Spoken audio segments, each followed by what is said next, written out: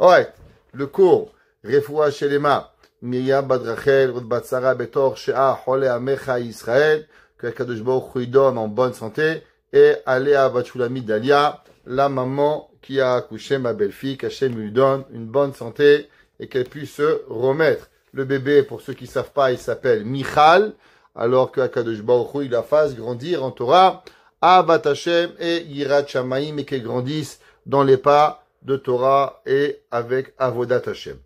Alors, le Tehilim 122. Alors, pourquoi on le lit avant d'expliquer Tehilim 3e Shir HaMa'alot? Quand un homme, il va visiter quelqu'un de grand. Alors, vous savez, vous avez un rendez-vous important. Maintenant, c'est pas tout d'avoir le rendez-vous. D'abord, il faut avoir le rendez-vous, c'est bien. Mais après que vous avez le rendez-vous, des fois, la personne, elle peut vous baser en 2 minutes. En un mot, vous trouvez pas grâce à ses yeux.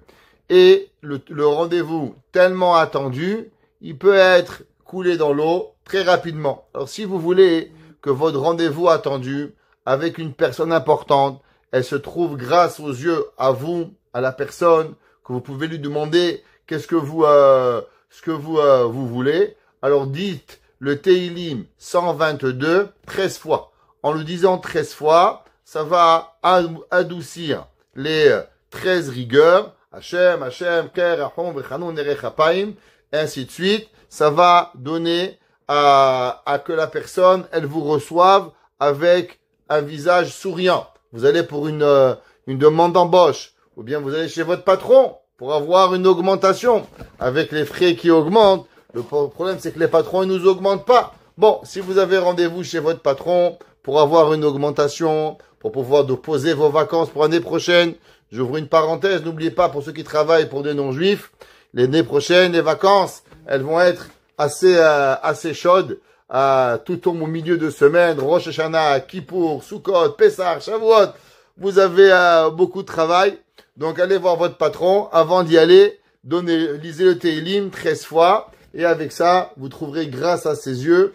Et il vous donnera, Be'edat Hashem, les vacances que vous voulez. Celui qui dit ce Tehilim dans la synagogue. Vous savez, vous arrivez à la synagogue. Je sais pas si vous arrivez des fois à l'heure. Moi, ma maman, elle est toujours à l'heure. Si elle va à la synagogue, elle va à l'heure. Sinon, elle va pas. Arriver en retard, ça n'existe pas. On va pas en retard chez le médecin. On va pas en retard à la banque. On va pas en retard à la synagogue. On va à l'heure.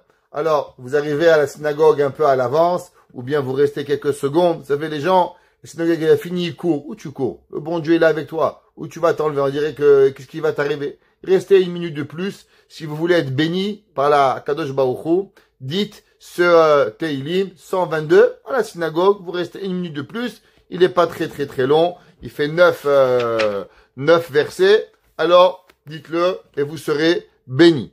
Celui qui va à un cours de Torah, par exemple, vous êtes dans la voiture, votre mari, votre copain, votre ami, il vous dépose au cours de Torah. Vous avez quelques minutes en allant dans la voiture. Lisez ce Tehilim 7 fois. Et il vous donnera l'assiduité, la compréhension de comprendre. Dans un cours, il y a 2 choses. Il y a prendre l'information, il y a fabriquer à l'information, et pour pouvoir aussi adapter l'information à votre vie. C'est sûr qu'il faut savoir la Torah, mais la Torah, c'est pas une connaissance. Par exemple, on vous a appris à utiliser un compas. Je vais prendre un exemple. Maintenant, c'est quand que vous avez utilisé votre compas la dernière fois? Jamais. Je pense que la dernière fois que vous l'avez utilisé, c'est en 6e année. Depuis, moi, j'ai jamais utilisé un compas. Je sais pas ce que ça a servi dans ma vie, mais c'est pas grave. Il y a des choses comme ça qui a rien. La Torah, c'est toute chose qu'on apprend. Il faut savoir à quel moment l'utiliser. En France, ils aiment les médicaments. Je sais pas si vous allez chez les Français. Ils ont des pharmacies. 200 médicaments. Qu'est-ce que tu veux, mon fils? Mal au bras, mal à la tête, mal aux pieds. Ils ont tout. Tout ce qu'il y a, Baruch Hashem. Nous, on vous allait chez le médecin. J'étais en France. J'ai pas mes médicaments. Tu vois là, il me manque 2 cachets. Non, monsieur, une boîte, 40 médicaments. Il me dit, j'ai besoin de 2. Il m'a dit ici, 40 médicaments. Top, prends 40 médicaments. Il vous donne des boîtes. Ça sert à rien. Alors, vous avez une pharmacie, plein de médicaments. Il faut savoir qu'on utilise. Les Havdi, la Torah, c'est pareil. Chaque chose qu'on apprend, chaque leçon qu'on apprend, chaque morale qu'on apprend, il faut savoir à quel moment l'utiliser, quand s'en servir, quand faire. Alors, pour ça là, il faut un peu de date. Il y a la chokhma, il y a la bina, il y a le date. Savoir que Hachem, il nous fasse que nos connaissances en Torah, elles sont pour savoir quand les utiliser, à quel moment les utiliser pour pouvoir avancer avec cela. Pareil, quelqu'un qui arrive dans une ville. Alors aujourd'hui, on va dire que les villes, elles sont plus ou moins sécures, mais avant, les villes, elles n'étaient pas très sécures. Ou bien quelqu'un, il arrive dans un endroit, il est un peu mal à l'aise, il va chez de la famille, il est un petit peu, il sait pas trop comment on va l'accueillir, alors qu'ils disent le Teilim 122, et ça va donner aux gens chez qui il va aller un peu de sourire sur leur visage, pas des tchabé.com, parce qu'ils vont être des simcha.com, et ils vont vous recevoir avec un sourire, ils vont être gentils, vous offrir un café. Ça fait tellement plaisir quand vous arrivez chez quelqu'un, on vous propose un café, on vous donne. La Mishnah, elle dit, Heve mekabel et kol adam besever panim yafot. Recevoir toutes les personnes avec un sourire. C'est important quand vous avez des invités. Bonjour monsieur, bonjour madame, bonjour X, bonjour Y, pour avoir. C'est tellement important. Ça met à l'aise l'importance des gens. Vous savez, on ouvre une parenthèse, il y a une coutume qui n'est pas marquée dans la halakha. C'est une coutume que vendredi soir, on chante des chants avant de faire le kiddush. Shalom Aleichem, Eshet Chayil, chez les séfarades. Il y en a qui ont l'habitude, les Marocains, de chanter Bar Yochai. Les Ashkenazim, ils font des Ribona Olamim, des Shem Yichud. Le Chafetz Chaim, il dit, tout ça, c'est bien, à condition que vous n'avez pas des invités. Si vous avez des invités que vous pensez qu'ils ont faim, alors faites kiddush tout de suite, motzi, et après kiddush et motzi, vous chantez. Parce que les gens, ils ont faim. Cette halakha, je l'ai appris quand j'étais jeune. Et moi, je me disais toujours, mais quoi, les gens, ils peuvent pas attendre. C'est quoi ça, 5 minutes de plus? Je dis, ouais, il va pas mourir, Mskin. Qu'est-ce qu'il y a? Vous savez, Akadosh Baruch Hu nous amène toujours dans des situations pour qu'on comprenne certaines choses. Un jour, j'étais avec mon épouse et on devait aller aux États-Unis chez quelqu'un. Alors nous, on était, comme tous les bons juifs, 7 heures, on fait mincha, on revient à 8h30. Ce monsieur, il avait la coutume de prendre Shabbat tard. Mais quand je dis tard, c'est très tard. Il rentrait à la maison à 10h30 du soir. Nous n'étions pas au courant. Donc on est arrivé, on n'avait pas le temps de manger Shabbat vendredi après-midi. On arrive, on se prépare, on pensait qu'il faisait Shabbat à 7h. 6h30, on arrive chez les gens. Eux, ils sont encore... Qu'est-ce qui se passe? Je dis, non, mon mari va à la synagogue à 9h. Déjà, on est venu. Bon, on a pris un livre de Torah, on s'est assis, on est allé la fait mincha. Après son mari, il priait Rabbeinu Tam, Arvit, 10h30. Bon, on attend 10h30, on arrive, il est 11h30 du soir, et là il commence. Shalom Aleichem, Eshet Chayil, Bar Yochai, Mizmor le David. Et ma femme et moi, on est là, minuit du soir. J'allais m'évanouir. Tellement, pas que je suis pas un goinfre, mais ni à boire, ni un café, ni manger. Depuis, on avait roulé toute la journée, depuis Montréal, dans le trafic, 40 degrés. On est arrivé là-bas, minuit du soir, il fait kidouche. Minuit du soir, et il fait un kidouche, je vous dis pas. J'ai compris la halakha du Chafetz Chaim.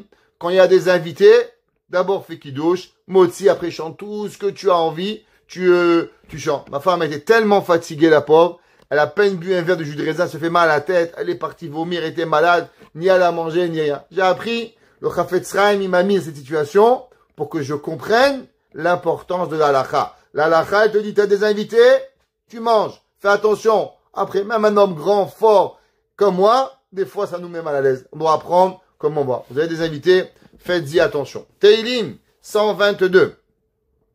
Shir HaMa'alot. Alors, le chant qui nous élève, les David, à David Amelech. Samarti. J'ai été heureux. Be'omrim li, quand on me disait, Bet Hashem Nelech.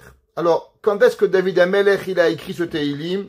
Et pourquoi David Amelech, il a écrit ce Teilim? Rashi, il dit quelque chose d'incroyable. Vous savez que David Amelech, il avait un rêve qui était que David Amelech, il voulait construire le temple. David Amelech, il se posait toujours la question, comment un roi humain, il peut avoir un palais? David Amelech, il a construit un palais qui s'appelle Ir David.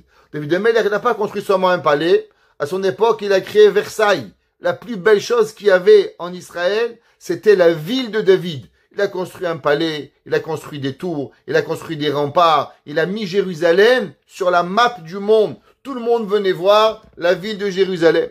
David Amelech, il s'est dit, comment un homme, il a une belle maison, et le bon Dieu, il a un Mishkan, il a un tabernacle, il a rien. Il a dit à Hachem, je veux construire le temple. Le prophète Nathan, il lui a dit, David, regarde, le Beth Amikdash, c'est un endroit de paix. Le Beth Amikdash, c'est un endroit où on va apporter des sacrifices pour rapprocher l'humanité. Pas seulement Dieu au peuple juif, pour rapprocher tous les humains ensemble. Où l'homme, il voulait voir Dieu, il était capable de voir Akadosh Baruch Hu. Il y avait 10 miracles journaliers dans le temple. Vous avez déjà vu une fumée monter? La fumée, elle bouge. Dans le temple, elle bougeait pas. La fumée, elle montait droit. Il pleuvait des cordes à Jérusalem. Le temple, il pleuvait jamais. Jamais de la pluie sur le temple. Il y avait un feu sur le Misbéach. Il s'éteignait jamais. La Gemara dit, il y avait la lumière, la menorah, du candélabre qui était allumé. Il ne s'éteignait jamais. Il y avait comme ça 10 miracles journaliers dans le temple. Pour cela, il fallait qu'un homme qui est un homme de paix. David Ameller, il a fait des guerres pendant 40 ans de sa vie. Pendant 40 ans de sa vie, David Ameller a été un guerrier. Il a combattu les Palestiniens, il a combattu Moab, il a combattu Ammon, il a combattu toutes les nations qui voulaient envahir Israël. David Ameller, il les a battus. Maintenant, la guerre, c'était pas comme aujourd'hui des gens, ils regardent, ils sont assis dans un bureau, ils disent bombarde, fais, ils n'ont pas les mains sales. Chez nous, les Juifs, si un homme, il va tuer, il prend l'épée. David Ameller, il était le premier à la guerre, il était au front, il allait, s'il mettait sa vie en danger, et il prenait avec lui des soldats, c'est qu'il pensait qu'on a le droit de mettre sa vie en danger. Alors, lui-même, il mettait sa propre vie en danger pour aller défendre Israël et prendre les armes. Alors, David Ameller, malheureusement, ses mains avaient été tachées de sang. Dieu, il lui a dit, un homme qui a les mains tachées de sang ne peut pas construire le Beth Amikdash. Pareil, vous savez que dans le temple, on n'a jamais entendu le bruit du fer. Vous savez, quand vous voulez couper des pierres, alors vous avez un marteau et vous avez un piquet et un pieu pour casser. C'est du fer.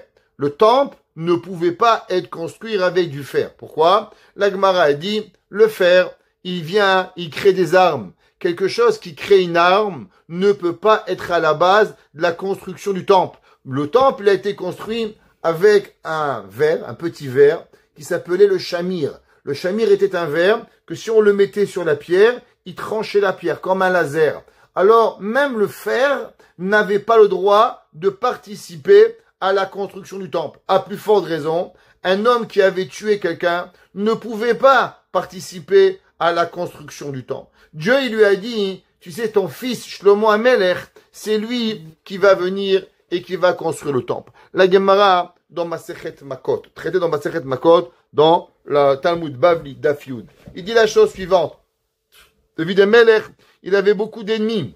Et les ennemis, ils voulaient que David Ameler, il meure. Alors, qu'est-ce qu'ils ont dit? Ils disaient, David, quand est-ce que tu construis le temple? En un mot. Quand est-ce que tu meurs? Parce que le jour où tu meurs, on pourra construire le temple. Alors, David Ameler, il voulait vexer David. Il voulait, en un mot, dire, David, tu veux pas crever? Comme ça, ton fils, il règne. Et on va prendre le temple, littéralement. Il disait, quand est-ce qu'il va mourir ce vieux-là, qu'on puisse construire le temple? David Ameler, à la place d'être vexé, à la place d'être fâché contre eux, à la place de les tuer, David Ameler, il était un roi. Vous savez que dans le peuple juif, le roi, il a droit de vie ou de mort sur tout le monde.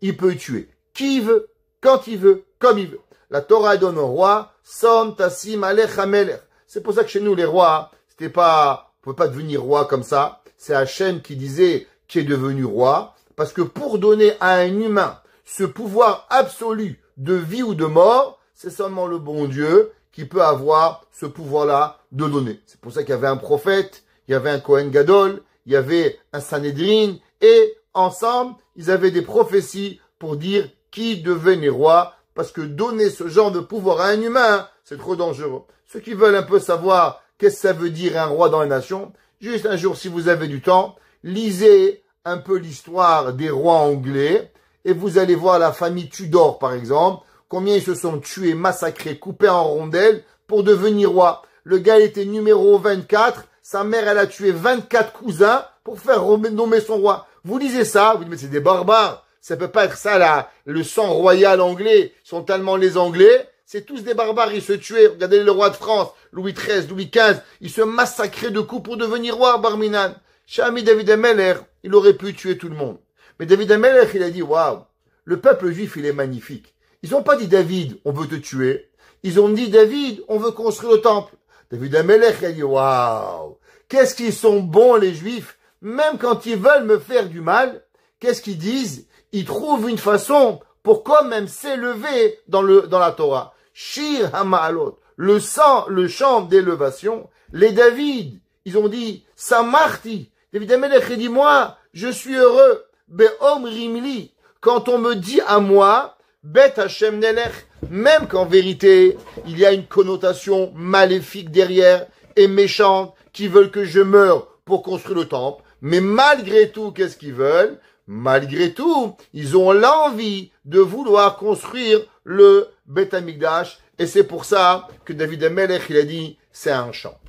Le Khatam Sofer, Rabbi Moshe Sofer, qui a vécu en Hongrie, dans la ville de Pressbourg, au 19e siècle, 1840, le Khatam Sofer. Le Khatam Sofer, il dit quelque chose d'incroyable. Vous savez, malheureusement, on n'a pas le temple aujourd'hui. Le Beth Amikdash, il n'est pas là. Seulement, il y a des gens, il n'y a pas de temple, il n'y a pas le temple. Ouais, ils s'en foutent.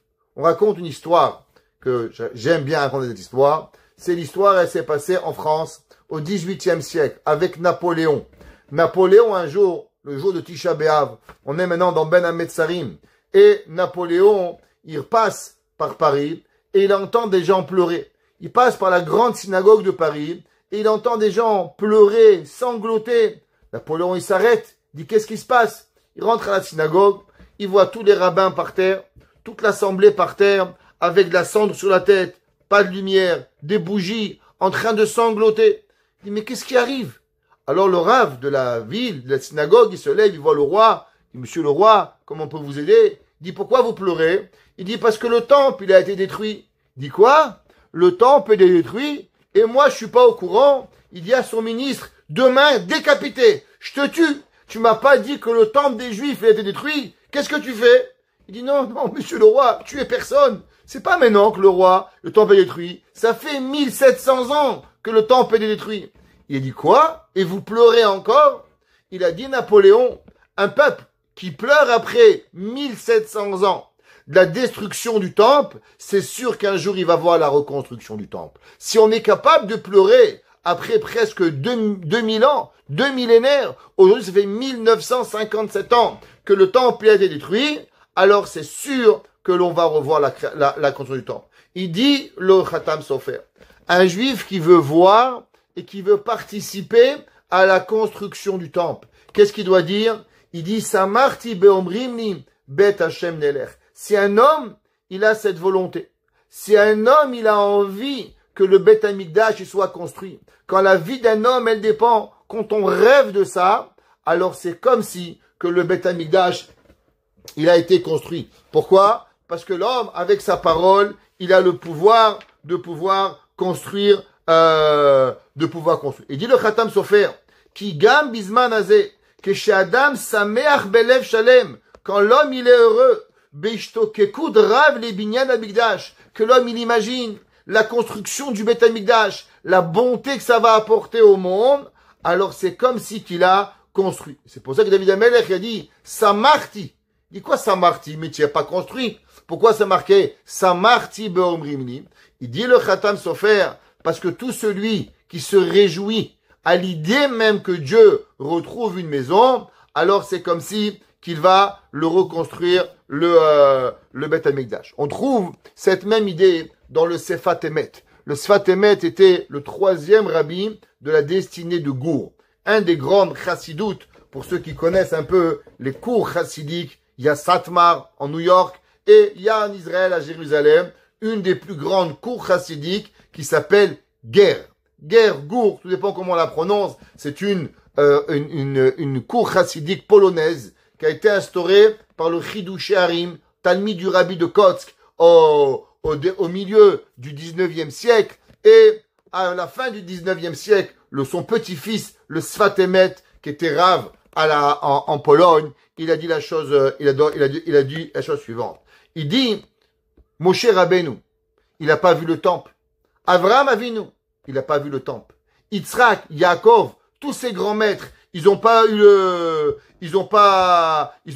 temple. Alors, comment on peut se connecter au Beth Amikdash? Et il dit, quand un homme, il pense à Kadosh Baruch Hu, il rêve et il va avec cette volonté de vouloir se connecter avec le temple, de parler du temple, comme si qu'il était. Vous savez, il y a des érudits en Torah, ils peuvent vous dire, on apprend dans la Torah, qu'est-ce qui se passait le matin, quel korban on faisait, quel sacrifice on faisait à midi, qu'est-ce qu'on faisait Pessah. Le temple, c'est pas une histoire chez nous, c'est une réalité. Tous les Shabbats, vous faites Moussaf. C'est quoi un Moussaf? C'est nous parlons des sacrifices que l'on faisait au Beth Amikdash. Tous les matins dans la prière, de quoi on parle? Avant qu'on commence le Hodou, on parle de tous les sacrifices qui étaient apportés.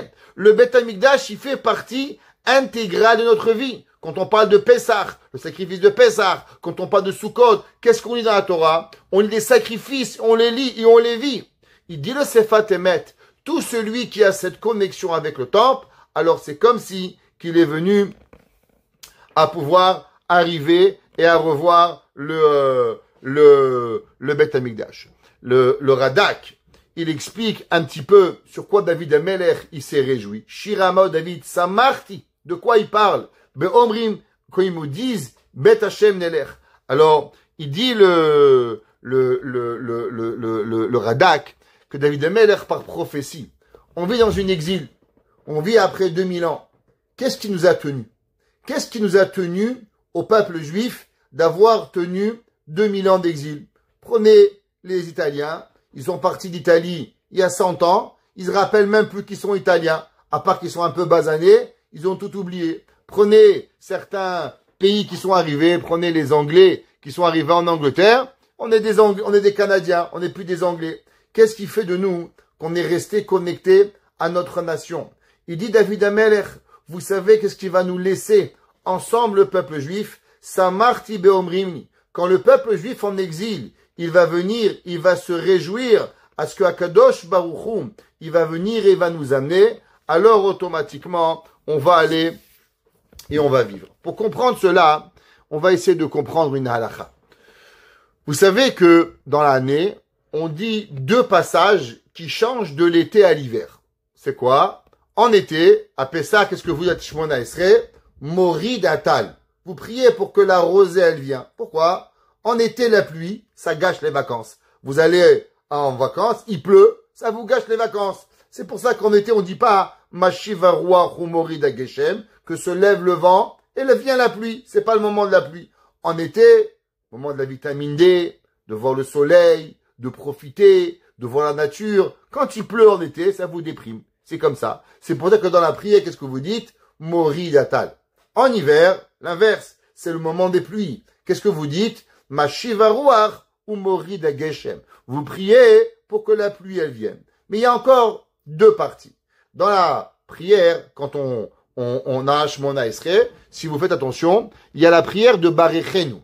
Alors en été, on dit une prière, Veten Beracha, Barechenu, qui parle la bénédiction de l'année, sans parler de la pluie. En hiver, on dit Barech Aleinu, plus grande prière, qui parle de la pluie.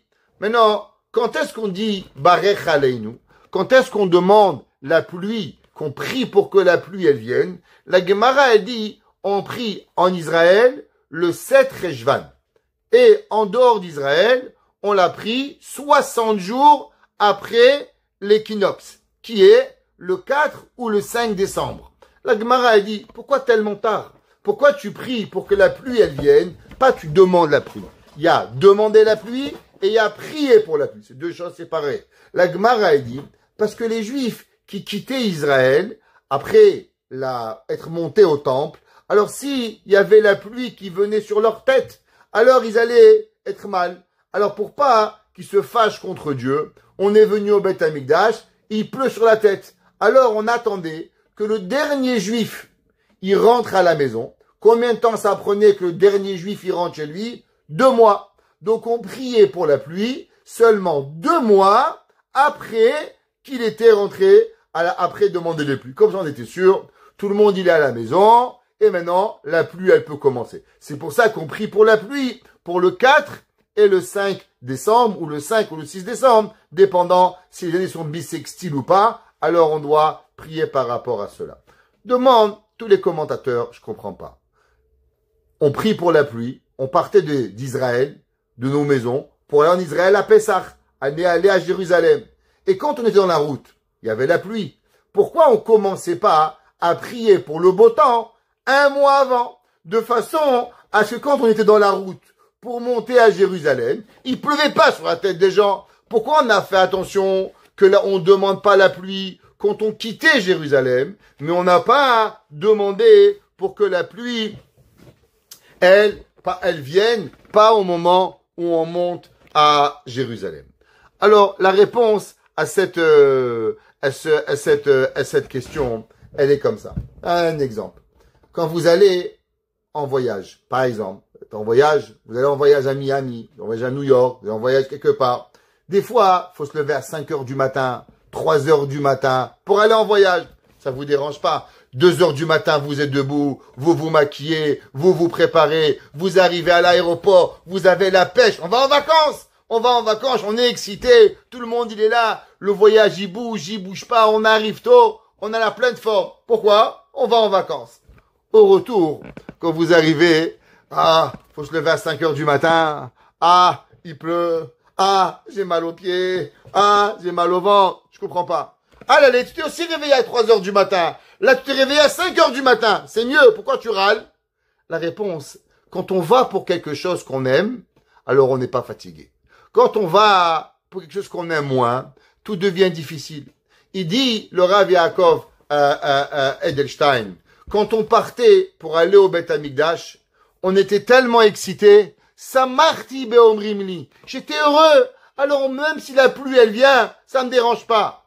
Mais quand on quittait Jérusalem, ça c'était différent. Quand on quittait le Beth Amikdash, alors on faisait attention que tu quittes pas la maison avec la pluie. Pourquoi? Parce que le goût qui va te rester, c'est la pluie. Mais quand tu arrivais à Jérusalem, tu voyais tous les miracles. Même s'il t'avait plu neigé, tu oubliais tout quand tu arrivais à Jérusalem pour pouvoir y arriver.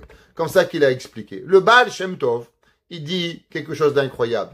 Il dit dans ses mots, le Baal Shem Tov, et il dit que quand un juif, il va faire les mitzvot, il est tellement heureux, il est tellement excité qu'il doit ni mal à la tête, ni fatigué, ni l'enrhumé.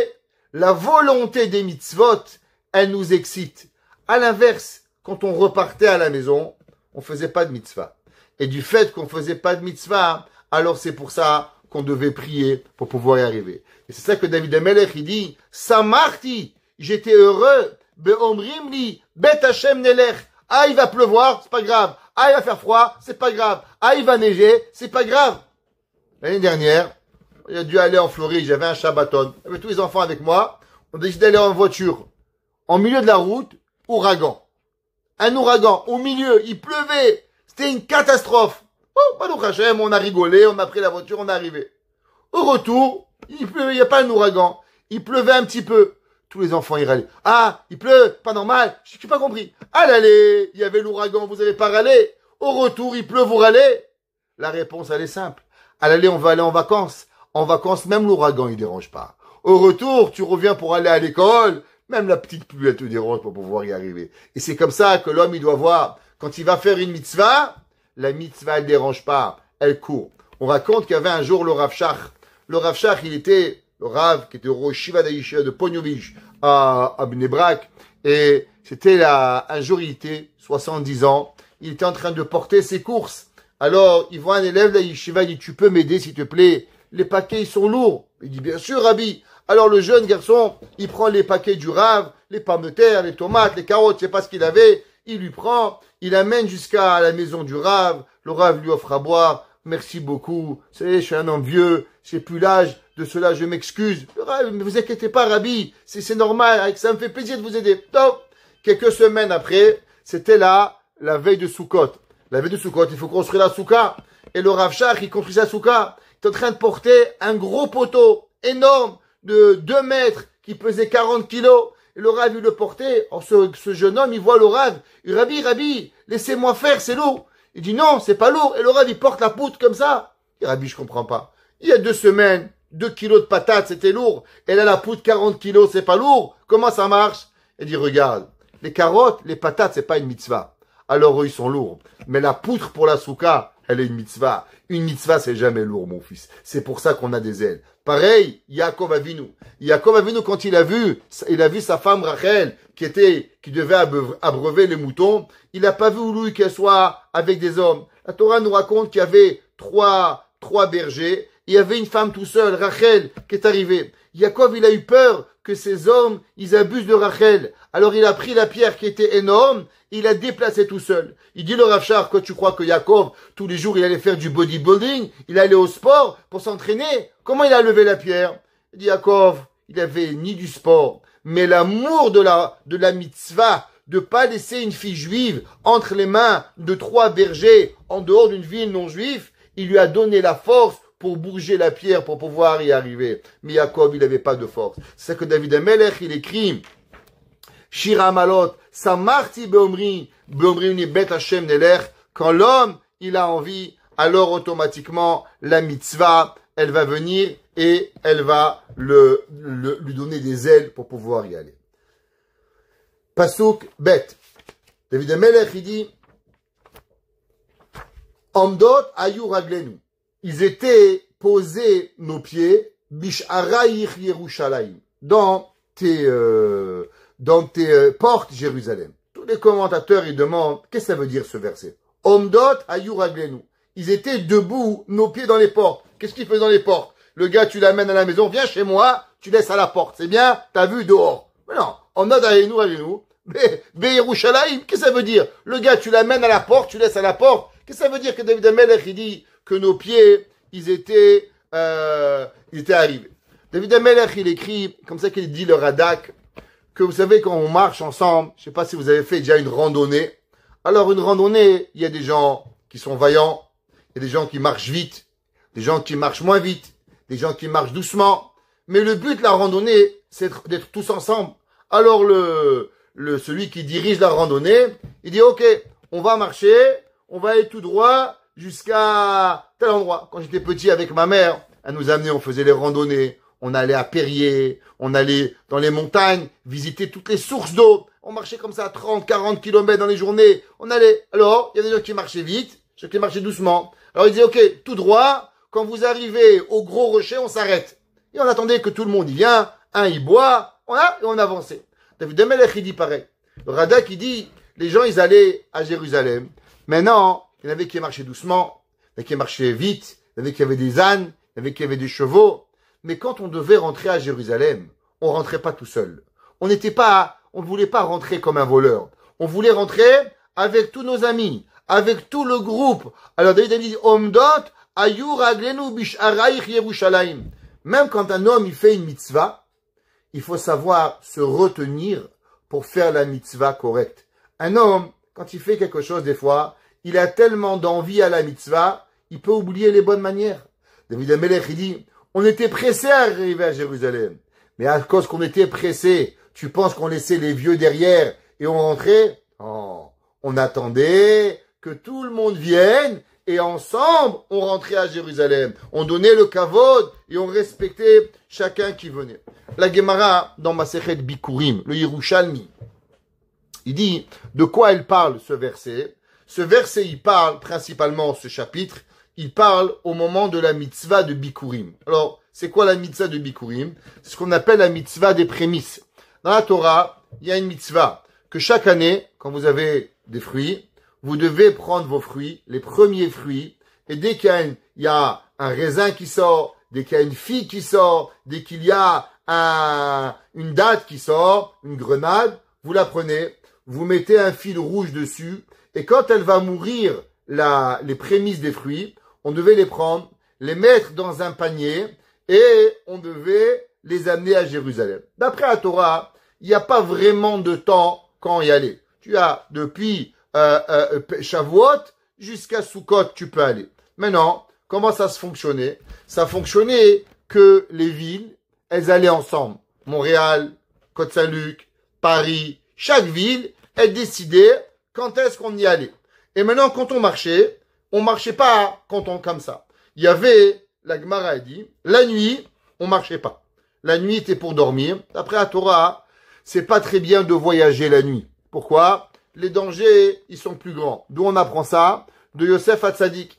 Yosef Hatzadik, il a dit à ses frères, Ve'a boker or, ve'a anashim shulachu. Quand Yosef, il s'est dévoilé à ses frères, le verset, il dit, Ha boker or, le matin, il s'est levé, et les gens, ils sont partis. La Gemara dit, pourquoi la Torah nous précise quand est-ce qu'ils sont partis? On n'a rien à faire dans la Torah, te dire à quand est-ce qu'ils sont partis les frères de Yosef. On n'a pas leur agenda. La Gemara dit oui. De là, on apprend. Yetze hadam bechitov. L'homme, il doit sortir en voyage quand il y a le soleil. Le soleil, ça amène la lumière. Le soleil, ça amène la joie. Le soleil, il n'y a pas de voyous, il n'y a pas des brigands. Faites attention. Les olam yetze hadam bechitov. Gemara dans Pesachem Dav Gimel. La Gemara a dit qu'il faut partir avec. Donc la nuit, ils n'allaient pas. Maintenant, dans la journée, qu'est-ce qu'il y avait? La journée a été partagée en trois. La première partie de la journée, les gens devaient prier, les gens devaient étudier, des gens ils se réservaient. Et ils marchaient 2/3 de la journée pour pouvoir y arriver. La Gemara a dit que non seulement on marchait 2/3, mais aussi on marchait à pied. On marchait pas. On n'allait pas avec des voitures. Pourquoi on marchait à pied? De façon à ce qu'on s'arrête dans les villages et que les villageois ils disaient où vous allez? On va à Yerushalayim. Quoi faire à Jérusalem? On va apporter les bikurim. Et la Gemara a dit que les gens qui voyaient les Juifs aller à Jérusalem, ils se levaient devant eux et ils étaient là et ils leur faisaient des honneurs au moment où ils allaient. Et alors, quand on arrivait à Jérusalem, alors tout le monde, il se mettait et ils chantaient ensemble. On s'attendait tous aux portes de Jérusalem. Et au moment où on arrivait à Jérusalem, on chantait ce verset. Omdot hayu ragleinu bish'arayich Yerushalayim. Pendant qu'on marchait, quelle chanson il disait? Shir hama'alot David samarti be'omrim li bet Hashem nelech. Les gens disaient, on est heureux de pouvoir marcher à Jérusalem. Et quand on arrivait au port de Jérusalem, alors on disait, Omdot hayu ragleinu bish'arayich Yerushalayim. On remerciait Akadosh Baruch Hu de pouvoir y arriver. Pasuk Gimel. Yerushalayim habenuya, Jérusalem l'a reconstruite, ke'ir shechubra leya lardav. Shechubra la, comme une ville qui est attachée, yardav ensemble. Qu'est-ce que ça veut dire cela? Khamim donne plusieurs explications. La première explication, elle est, vous savez que Jérusalem, il n'y a pas qu'un Jérusalem. Pourquoi Jérusalem, il est au pluriel? Normalement, il doit s'appeler Yerushalem. Pourquoi il s'appelle Yerushalayim? Alors, pour ceux qui lisent un peu l'hébreu, ouais, comment vous dites un œil? Mon œil, non, aïn. Comment vous dites des yeux? Enaim. Une main, yad. Deux mains, yadaim. Alors, en hébreu, il y a deux façons de faire les pluriels. Masculin et féminin. Tout ce qui est masculin, yim. Tout ce qui est féminin, ot. Ouais, vous avez Sfarim, Sefer, Sfarim. Ouais, tout ce qui est masculin, Im, tout ce qui est féminin, Ot. Maintenant, pourquoi Jérusalem, elle s'appelle un pluriel? Normalement, elle aurait s'appelé Yerushalem, pas Yerushalayim. Alors, d'abord, d'où provient ce nom Yerushalayim? Alors, à l'inverse de certains livres, notre Yerushalayim, Tzion, elle est écrite des centaines de fois dans nos livres. Dans les livres, par exemple, le Coran, beaucoup d'islamistes que Jérusalem leur appartient, pourtant elle est mentionnée qu'une fois. Jérusalem n'est mentionnée qu'une fois dans le Coran. Chez nous, tous les 2 versets, Jérusalem. Jérusalem fait partie de notre histoire. D'où elle commence l'histoire de Jérusalem? Comment elle est arrivée, Jérusalem, dans l'histoire juive? La première fois que l'on voit Jérusalem, alors, c'est dans Parashat Lech Lecha. Avraham Avinu, il va en guerre. Alors, c'est un petit peu d'historique. Il y avait, à l'époque de Avraham Avinu, il y a eu une grande règle dans tout le Moyen-Orient et toute la Mésopotamie. Avraham Avinu était chez lui, tranquille. Il y avait 4 rois et 5 rois. il y avait en tout 9 rois, 9 royaumes qui étaient séparés en 2 clans. Un clan des 5 rois, un clan des 4 rois. Un beau jour, il y avait les 5 rois qui régnaient sur les 4 rois. Donc en un mot, il y avait 5 rois qui régnaient sur 9 royaumes. Un beau jour, les 4 rois, ils ont dit on en a marre, ils se sont rebellés et ils ont mis en guerre les 5 rois. Et ils ont conquis les 5 royaumes. Donc les 4 rois sont devenus maintenant les rois et les rois de ces 9 royaumes. Dans cette guerre, qui c'est qui a été pris dans cette guerre? Le neveu de Avram Avinu, qui s'appelait Lot. Pas l'autre. Lot. L-O-T. Lot. Attention, elle me dit l'autre, pas l'autre. Lot. L-O-T. Lot. Qui était son neveu, le fils de son frère Avram Avinu. Avram Avinu, pourquoi il a été pris Lot? À cause que vous savez, Avram Avinu avait été jeté dans le feu par Nimrod. Nimrod, il avait jeté Avram dans le feu. Il a dit, où tu fais l'idolâtrie, ou tu es jeté dans le feu. Avram, il a dit, tu veux tuer mon corps, tue mon corps. Mon âme, je la garde. Et il a été catapulté, Avram Avinu, dans le feu de Kasdim. On a pris une catapulte, on a fait un feu qui était inapprochable, à 10 kilomètres, et on a jeté Avram Avinu catapulté dans le feu. Avram Avinu était là-bas, Dieu il a sauvé, il a protégé, il a créé devant lui un bloc de glace, il a protégé. Après 3 jours, le feu commençait à diminuer, et on dit Nimrod, tu sais Avram il est en vie. Il dit Avram il est en vie, ils ont fait des saucissons avec Avram. Il dit même le saucisson il est brûlé, il reste rien de Avram. Il dit je te dis, Avram il est dans le feu, il est vivant. Ils ont attendu, Avram il dansait, il était content avec Dieu. Nimrod, quand il a vu que Avram, il est devenu Dieu, il a été sauvé par Dieu, c'est marqué dans le Zohar que les gens, ils ont dit, Avram, c'est Dieu. Parce que c'est pas possible qu'un homme, il vive 3 jours sans manger, sans boire, dans le feu. Donc c'est qui Dieu? Dieu, c'est Avram. Quand Avram est sorti du feu, toute l'humanité s'est prosternée à Avram. Avram, le Dieu. Avram, il dit, je suis pas Dieu. Dieu, c'est en haut. Moi, je suis qu'un humain. Dieu, il m'a sauvé. Il dit, qu'est-ce que ça veut dire Dieu? Et là, Avram, il a commencé à parler de Dieu.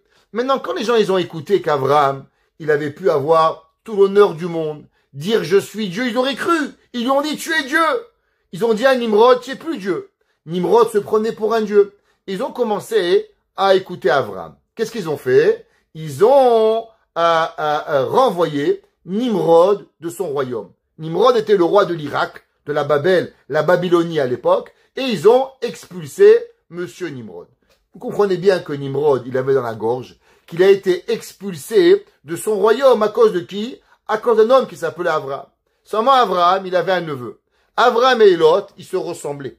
Qu'est-ce qu'il a fait, Monsieur Nimrod? Nimrod, il s'est appelé Amraphel par la suite, il a changé son nom. Il est devenu roi d'un autre pays, c'est un roi fort, et il va, dans la guerre, capturer Lot. Pourquoi capturer Lot? Parce qu'il a dit, je vais capturer Lot, qui ressemble à Abraham, je vais tuer Abraham, je vais tuer Lot, et les gens ils vont voir que je suis plus fort qu'Abraham, et je vais regagner, je vais reconquérir le monde.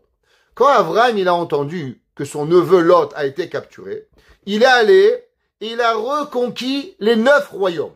Abraham à lui tout seul, il est allé en guerre avec son serviteur Eliezer, et il va conquérir 9 royaumes. Lui et Eliezer. Par miracle, il va conquérir tout le monde. Par la suite, qui c'est qui vont nommer roi de ces 9 pays? Abraham Avinu. Abraham Avinu, dit Rashi, vous regardez Rashi, qui va être nommé, Abraham Avinu va être nommé roi de ces 9 pays. C'est Abraham Avinu qui va être nommé. Quand Abraham Avinu, il va être nommé roi, alors, par la suite, il va revenir en Eretz Israël. Quand il va revenir en Eretz Israël, Abraham Avinu, alors, il va être accueilli par un homme. Qui c'est qui va accueillir Abraham Avinu? Alors, il va être accueilli Abraham Avinu par un monsieur qui s'appelle Shem. Shem ben Noach, qui était le Rosh Shiva de l'époque, et il va accueillir Abraham Avinu. La Torah, elle appelle comment ce monsieur? elle appelle Shem, elle appelle Malki Tzedek Melech Shalem, qui était Melech Shalem, le roi de Shalem. Jusque je vous lis, où c'est marqué qu'Avraham Avinu est devenu roi de tout l'empire. Vous prendrez le verset, chapitre 14, dans la Genèse, verset 17. La Torah dit, Emek HaMelech, la vallée du roi. Dit Rashi, c'est qui ce roi que l'on parle? Il dit Rashi que Midrash Agada, Emek, chez Ushvu Kol HaUmot, une vallée où toutes les nations du monde sont arrivées à un accord, Veimlichu et Avraham alehem, et ils ont nommé Avraham sur eux, les Nasi Elohim Velekatzin, qui va être pour eux un dirigeant. Alors Malki Tzedek, il était un roi de la ville de Shalem. C'est quoi Shalem? Shalem, c'est la fin de Yerushalayim. Alors maintenant, c'est le 3 lettres, Shin Lamed Mem. Par la suite, Avraham Avinu, dans la paracha de Vayera, à la fin de la paracha de Vayera, Avraham Avinu va aller pour la Hakeda. Il va faire monter son fils en holocauste pour Akadosh Baruch Hu. À la place, Dieu dit, ne tue pas ton fils, et il va apporter un bélier. Quand il va apporter un bélier, il va faire un sacrifice à Akadosh Baruch Hu. Comment il va appeler cet endroit où il a amené le sacrifice? C'est marqué Avraham Avinu, la Torah nous dit, Vaikra Avraham Shem Hamakom, et Avraham il va appeler l'endroit où il y a eu le sacrifice de Yitzhak, Hashem Yir'e. Là-bas, j'ai vu Hashem. C'est comme ça qu'il va l'appeler. Asher Yamerayom Be'ar Hashem Yir'e, là-bas où j'ai pu voir Dieu. Alors maintenant, si on va combiner les mots, Yir'e, Yud, Resh, Aleph. 3 mots, Shin, Lamed, Vav. C'est quoi Yerushalayim? Yerushalayim, c'est une combinaison de 2 appellations. L'appellation première de Malki Tzedek qui s'appelle Shalem, il appelle Jérusalem Shalem, et Avraham l'appelle Yir'e, voir. Alors on met voir et complet, et on prend les 2 mots, et ça donne Yerushalem. Top. Maintenant, comment il arrive le Yud? Yerushalayim. Qui c'est qui va rajouter ce Yud? C'est David HaMelech. David HaMelech, il appelle, pourquoi? Parce que, comme on a dit, que le Yud même, il est un pluriel. Vous savez que Jérusalem, c'est pas seulement une ville qui est matérielle, mais elle est aussi une ville spirituelle. La Gemara a dit que Dieu ne rentrera pas dans Jérusalem d'en haut, tant que Dieu ne rentrera pas dans Jérusalem d'en bas. Ça veut dire que quoi? Que le temple, en vérité, il y a 2 Jérusalem. Il y a la Jérusalem spirituelle et il y a Jérusalem matérielle. Pourquoi vous pensez que Jérusalem, elle est séparée en 2 entre les Juifs et les musulmans, les chrétiens? Tout le monde se bagarre. Pourquoi c'est le centre du monde, Jérusalem? Est-ce qu'il y a 1 million d'habitants? Montréal, 3,5 millions. New York, 15 millions d'habitants. Mexico City, 30 millions. En Amérique du Sud, il y a Brasilia, 40 millions d'habitants. Qu'est-ce que vous bagarrez sur un petit pays de rien du tout? Allez à Brasilia là-bas, 40 millions. Qu'est-ce que vous voulez? La réponse, elle est que Jérusalem, elle est posée en haut du Jérusalem d'en haut, de la sainteté. Alors David HaMelech, il dit, si on dit Yerushalem, c'est qu'il y a une ville. Mais nous, on sait qu'en vérité, il y a quoi? Il y a 2 villes. Yerushalayim, pluriel. Celle d'en haut et celle d'en bas. Et donc, c'est une combinaison de 3 choses. Yiru, voir, Shalem, complet, et Shlamim, qui veut dire les Jérusalem au pluriel. Et c'est pour ça qu'il y a un Yud qui vient arriver. Alors, Yerushalayim, ha Benouya. David HaMelech, il dit, Jérusalem reconstruit, Keir, comme une ville, chez Khubra la Yardav, qu'elle est attachée. Attachée en quoi? Attachée en haut et attachée en bas de pouvoir y arriver. Rashi dit, c'est pour ça que ça s'appelle Ir chez Khubra la Yardav. Le Maharsha, un de nos grands commentateurs, Rabbeinu Shlomo Eliezer Adlish, Shmuel Eliezer Adlish, dans le Talmud dans Masechet Megillah, il dit, qu'est-ce que ça veut dire? Yerushalayim Abenouya, Keir Shechubra la Yardav. Vous savez, la Gemara a dit que aujourd'hui Jérusalem elle est petite. Quand va arriver le Mashiach, alors Jérusalem sera grande comme tout Israël. Et Israël sera grande comme le monde entier. Maintenant, comment il va être grand, le temple? La Gemara, il dit le Maharsha, que le temple sera aussi grand que tout Jérusalem. Comment il va être aussi grand? Alors, vous savez, dans chaque ville, il y a des synagogues. Vous savez, il y a une grande question qui s'est posée. On a, a priori, une grande contradiction dans le peuple juif. C'est quoi? On en a parlé la dernière fois. La première chose, c'est que nous devons croire à ce que le Mashiach peut venir à chaque instant. Areani ma'amin be'emuna shelema beviata Mashiach. Je crois à la venue du Mashiach, du Messie. Ve'af alpi she'it mamea. Et même s'il traîne, achakelo bechol yom. Attends-le tous les jours. Bechol yom sheyavo. Il peut venir tous les jours. Donc on doit vivre avec l'attente de Mashiach. Vous savez, le Chafetz Chaim, il s'asseyait jamais comme ça sur une chaise. Vous allez voir les rabbins, ils se donnent jamais un cours comme ça. Pourquoi? On s'assoit toujours, le dos, vous voyez, il n'est pas posé sur la chaise. Pourquoi? Parce que si Mashiach il vient, c'est plus facile à se lever. Si on est comme ça, alors si Mashiach il vient, faire un mouvement et deux mouvements. Mais quand on est assis au bord de la chaise, on se lève vite.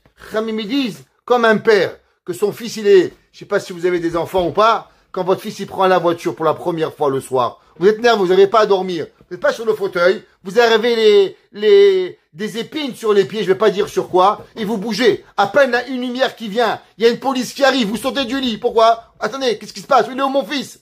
Pareil, nous on est là, on attend Mashiach à chaque instant. Top, Metsuyan. Alors, pourquoi on construit des synagogues? Est-ce que construire une synagogue n'est pas à l'encontre de cette émouna? Construire une synagogue n'est pas à l'encontre de la émouna qu'on va aller à Jérusalem.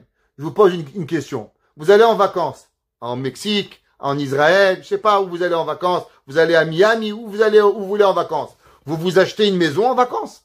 Non, vous allez à l'hôtel, vous prenez une petite chambre d'hôtel, vous dormez là-bas. Les vacances, c'est pas pour une maison. Les vacances, c'est quoi? Visiter. Vous avez été le Mexique, l'Argentine, le Brésil. Vous allez, le but, c'est de visiter. Il y a des gens, même une tante. Pourquoi? C'est pas important où ils dorment, ils veulent visiter. Alors nous, on est en visite au Canada. On est en visite en France. On est en visite au Mexique. On visite les pays, parce qu'on attend Mashiach. Alors pourquoi on construit une synagogue? Construire une synagogue, c'est quelque part une contradiction avec la émouna que Mashiach il va venir. Alors pourquoi on construit une synagogue? Pourquoi il y a même une mitzvah de construire une synagogue? Est-ce que la construction d'une synagogue n'est pas à l'encontre de la croyance de Ani Ma'amin, Be'emuna Shelema, Beviata Mashiach? A priori, c'est, vous savez, construire une grande maison. C'est pas permis d'après la Torah. Vous savez, c'est marqué dans le Keli Yakar. Le Keli Yakar dans Parashat Vayigash, au début de Parashat Vayichi. Et c'est ramené dans son livre aussi, à Olelot Ephraim. Il dit, quelle est la raison pourquoi Mashiach il vient pas? C'est à cause que les Juifs, ils construisent de trop grandes maisons. Il dit, quand ils construisent des châteaux, alors automatiquement après, ils veulent pas le Mashiach. Qui c'est qui veut Mashiach? Il a construit une maison de 14 millions de dollars. Qu'est-ce qu'il va? J'étais à Miami chez un gars, j'étais chez lui, je marche. 20 minutes. Où tu es? C'est ma maison. Il a une salle à manger, 400 personnes qui rentrent. Meshuga. Combien vaut la maison? 45 millions de dollars. Je vous demande une question. Vous croyez vraiment que lui, il prie que Mashiach il vienne? Il prie pas que Mashiach il va venir. Pourquoi? Il va arriver en Israël, un 2,5, il va recevoir Meskin. Alors, qu'est-ce qu'il va? Il dit, mais à Miami, c'est bien, on est là. Un jour, j'étais avec un grand rave du Mexique. Alors moi, je connaissais pas, j'étais jamais été au Mexique. Pour moi, je viens de France. Montréal, c'était très grand. Alors, il m'a dit, il veut voir les communautés. Alors, je l'ai amené voir Côte-Saint-Luc, Ville-Saint-Laurent. Et en passant, on est passé par Hampstead. Vous savez, ici, c'est des gens riches. Ils ont des maisons, 1 million, 2 millions. Et le rave, il rigole. Je dis, pourquoi vous rigolez, Kvod Arabe? Il m'a dit, parce que chez nous, au Mexique, les riches, c'est 50 millions de dollars, les maisons. Je dis quoi? Ils ont des haciendas. Ils ont 4 maisons. Ils ont des terrains. Je dis, c'est pas des belles maisons, ça, ce que vous avez. C'est la maison de bonne au Mexique pour pouvoir y arriver. J'arrivais pas à imaginer que c'était vrai. Alors, vous croyez que quoi? Il dit le Kliyakar. Quand un homme, il construit de grandes maisons pareilles, il empêche la venue du Mashiach. Comme ça qu'il ramène le Kliyakar, c'est pas moi, à 2 reprises. Parashat Vayigash et Parashat Vayichi au début et dans Sefer Olot Ephraim. Alors pourquoi on construit des synagogues? Il dit le Maharsha, erreur. Parce que la synagogue, elle va jamais rester ici. Il dit le Maharsha, qu'est-ce que ça veut dire? Yerushalayim Abenouya, la Jérusalem construit, Keir Shechubrala, comme une ville qu'on a attachée. Attachée avec quoi? Il dit que quand Mashiach va venir, toutes les synagogues qu'on a construites dans le monde, elles vont se déraciner des pays, et avec cela, on va construire le temple. Le temple va être reconstruit avec toutes les synagogues qu'on a construites dans le monde, avec les synagogues de Paris, de Montréal, de New York, de Miami, de tous les pays du monde. Donc il n'y a pas de contradiction en construisant une synagogue avec la croyance de Harenima Min Be'emunah Shelema. Parce que chaque synagogue, elle prend part intégrale de la vie, de la reconstruction du Beth HaMikdash. Shesham Alou Shevatim Shivteya. Parce que là-bas, elles sont montées, les tribus, et doute les Israël, témoignage du peuple juif, les Odot, les Shem Hashem, pour remercier Dieu. Rashi dit, qu'est-ce que ça veut dire ce verset? Alors vous savez, en sortant d'Égypte, les nations du monde, elles ont entendu, c'était pas beaucoup, 210 ans. C'est quoi 210 ans? C'est rien du tout. Regardez, depuis la guerre mondiale, il y a passé 80 ans. Ça va vite le temps. Le temps, il fly. 210 ans, c'est votre grand-père. Ouais, mon grand-père est né en 1899. Khalas, c'est rien 210 ans. On est déjà 125 ans passés. En 210 ans, ils sont arrivés 70 hommes. 70 hommes, ils sont arrivés en Israël. Vraiment, pas 70, ils sont arrivés 67. Yosef et ses deux enfants, ça faisait 66, pardon, et Yocheved qui est né, 70. Ils vont sortir 210 ans, combien? 600 000 hommes, avec des femmes, des enfants, des vieux, des vieilles, 6 millions. Tous les journaux du monde, de news, c'était quoi le journal télévisé qui est arrivé du 15 Nissan en l'an 2448? La sortie des Juifs de l'Égypte. La plus grande nouvelle qui est arrivée, 70 hommes arrivent en Égypte, ils ressortent par la suite avec 6 millions de personnes. C'était une nouvelle incroyable. Et les gens, ils ont parlé. Quelle a été la première chose que les nations du monde, ils ont dit? Ils ont dit, ouais, mais vous savez, les Juifs, c'est pas vrai des Juifs, c'est pas des vrais Juifs. Il dit, pourquoi c'est pas des vrais Juifs? Il dit, parce qu'en vérité, il y a plein de mamzer, il y a plein de bâtards là-bas. Et pourquoi tu dis ça? Il dit, regarde, qu'est-ce qu'ils ont fait, les Égyptiens? Ils ont rendu esclaves, ils ont frappé, ils ont tué leurs enfants, ils ont tué leurs bébés, ils les ont emplâtrés. Je te pose une question. Tu crois vraiment que les femmes ne se sont pas faites violer? Tu crois vraiment que tous les enfants et les familles sont restés? Les gars, ils venaient, ils piquaient les familles, ils les violaient, ils les remettaient. La moitié des bébés et des enfants, soi-disant juifs, c'est tous des mamzerim.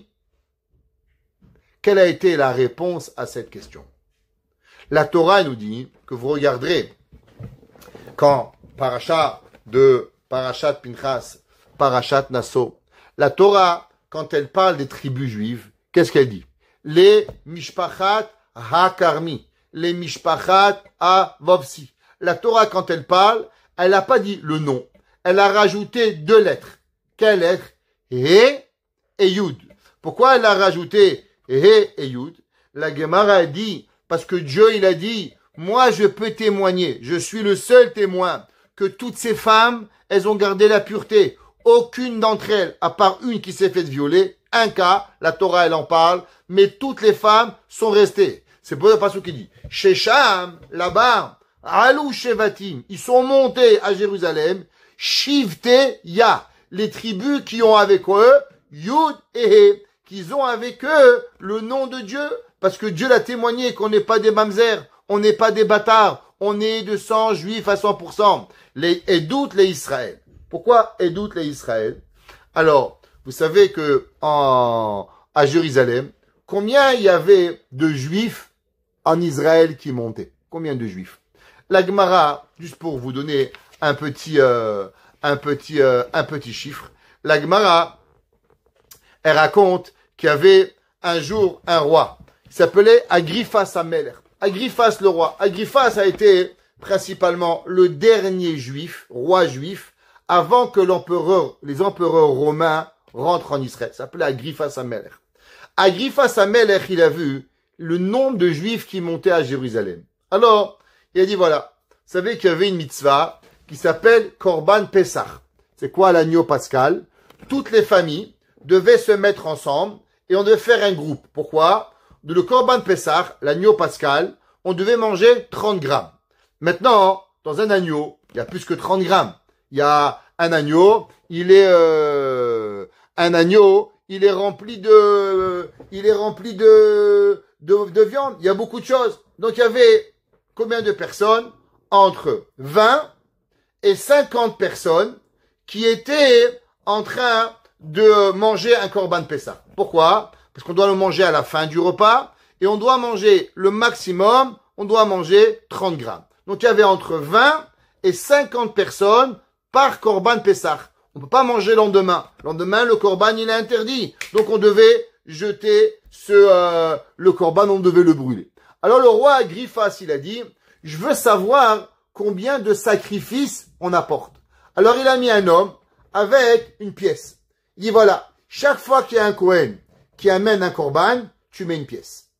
Donc ça veut dire, chaque Korban, entre 20 et 50. Et à la fin de la journée, on va compter. Combien il a compté de sacrifices apportés la veille de Pessah? La Gemara dit 1,2 million. Faites le calcul. 1,2 fois 20, ça vous donne combien? Minimum, à peu près 25 millions. Si vous montez à 50, vous montez à 50 millions. Il y avait 50 à 60 millions de juifs qui rentraient dans le temple. C'est possible, ça? Je sais pas si vous avez déjà vu le temple, mais il n'est pas très grand. Ok? Vous pouvez rentrer 1000, 10 000, 1 million, 50 millions. Impossible. Ça rentre pas. Alors, il dit le verset.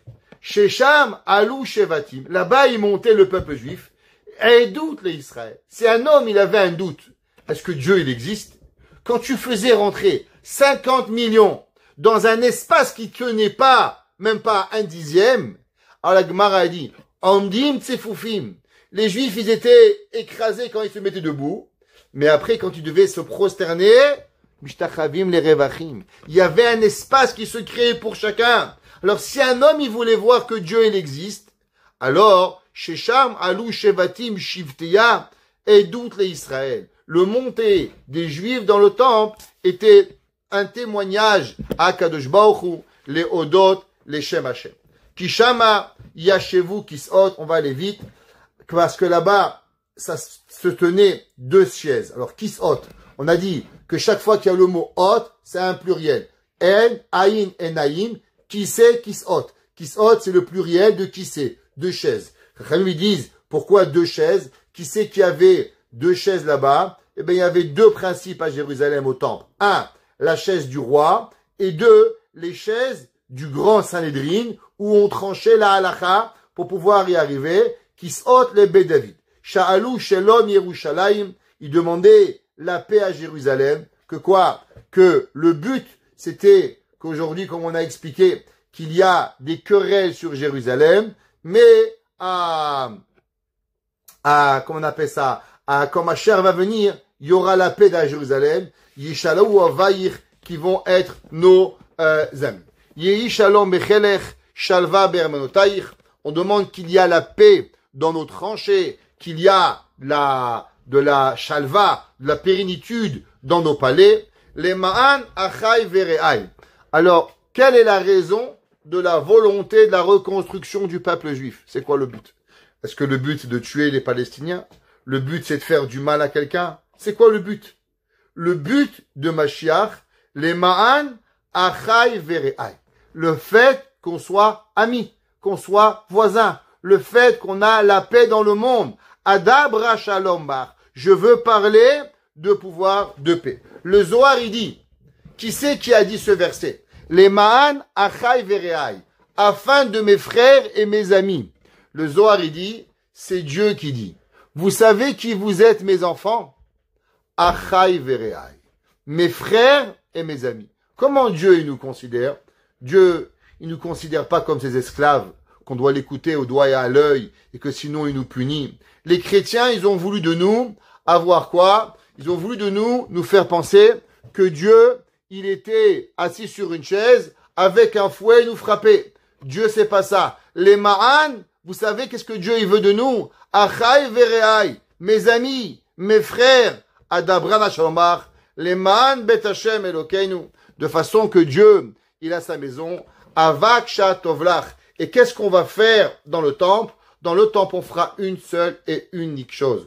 On demandera le bien pour tout le monde. On demandera le bien pour chacun, pour les juifs, les non-juifs, tout ce qui va arriver. Si un jour on se demande pourquoi, qu'est-ce qu'on a à gagner, alors on a à gagner le bien. Le Rambam, on finira avec cela.